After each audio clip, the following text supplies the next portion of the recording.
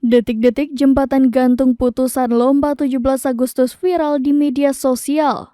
Kejadian mengejutkan menimpa warga desa Mentukak, Kecamatan Nangataman, Kabupaten Sekadau, Kalimantan Barat pada Kamis 17 Agustus 2023 sore.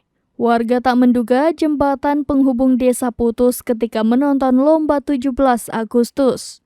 Saat itu warga tengah turun ke sungai untuk melakukan lomba 17 Agustus. Tampak muda-mudi hingga anak kecil asik menikmati perlombaan.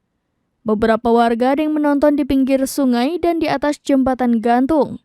Namun ketika warga yang lomba berada tepat di bawah jembatan, tiba-tiba terjadi insiden ambruk. Hal itu lantas membuat warga lainnya terkejut melihat jembatan gantung putus. Jembatan gantung diduga tak sanggup menahan beban warga yang datang untuk menonton lomba. Diketahui dalam keterangan video tersebut, korban sudah dibawa ke Puskesmas Nangataman.